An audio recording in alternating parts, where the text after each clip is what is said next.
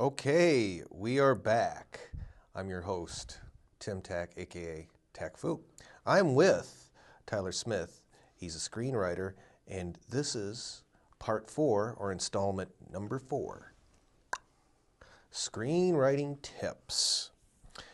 And let's just move on. I mean, we've asked a series of questions, and we still got more. I've got my trusty rusty notes right here. Do not do a show without your trust notes.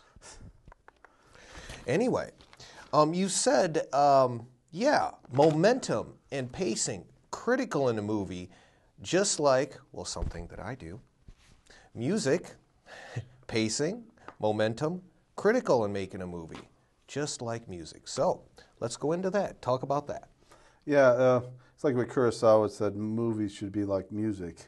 You know, they should gradually build to like a big bang, and then taper off from there. And I would really agree with that. I think momentum and mood pacing, it's basically like putting together an orchestra, or putting together a symphony. You got to combine all the elements and gradually build like a big climax.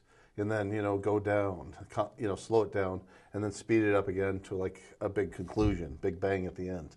And I think that's really the key to it. And one of the mistakes that people make is that they make character development more important than momentum. And I've always felt that that's a mistake. You've got to have the story constantly flowing, even if it's flowing at a very slow pace.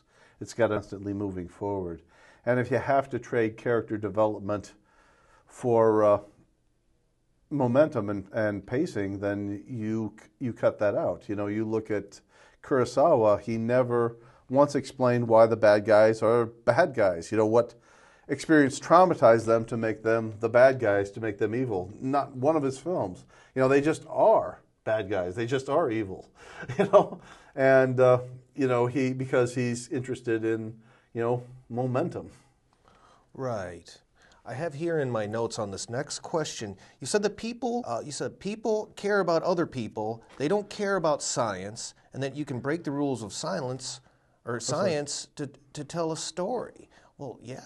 Tell us about, your two best examples you always like to draw upon. Let's talk about that. Silent Running is an example of that, where if you look at the science in Silent Running, it really was quite bad. But the thing was that it told a story. It was an ecological fable, kind of like East fables, where it played with the laws of physics in order to tell a story, like you having lizards talking. Aesop's fables, where we know lizards can't actually speak English. But hey, it's a fable, to tell a story, to make a point. And that's what Silent Running was. It was an ecological fable, where they took huge liberties with science. They had a spaceship that didn't have any engines at the back of the spaceship, and they don't explain that, because after all, hey, it's future technology. Maybe, rocket engines are passé by now. They just kind of, leave it up in the air, and there are a lot of things they don't explain scientifically. They don't explain why Earth has become so messed up that plants and animal life isn't on there anymore. They don't explain why these plants and animals are on these domes.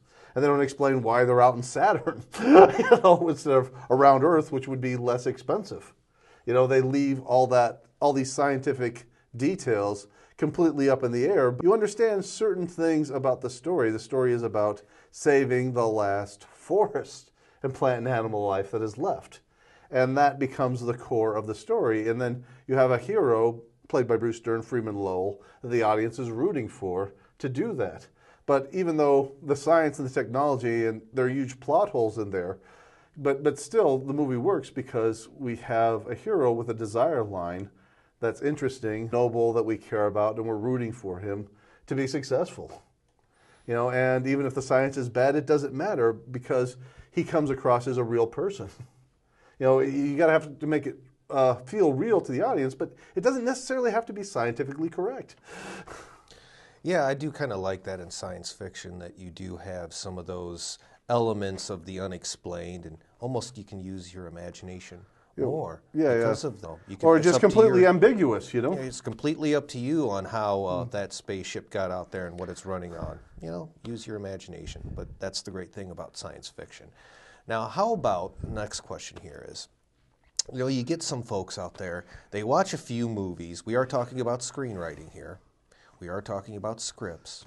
And you get some of these folks that just watch a few movies and then they think they can do it. But you tend to beg to differ that amateurs can just jump on this and start to write good scripts. Well, I mean, don't get me wrong, there are a few gifted amateurs out there.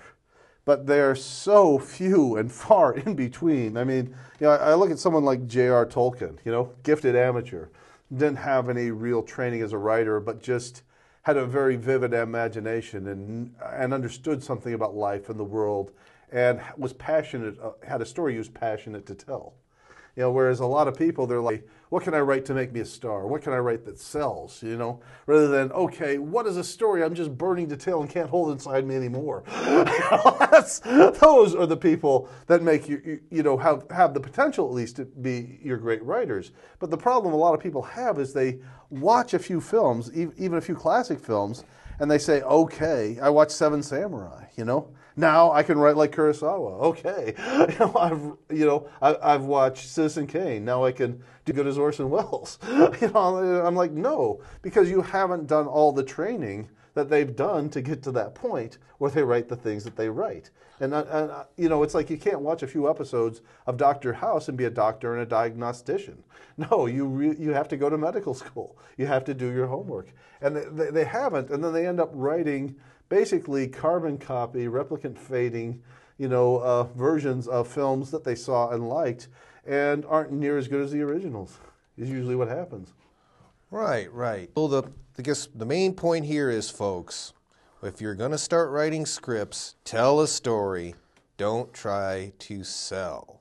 Tell the story. Don't sell it. Am I right? Yeah. Okay.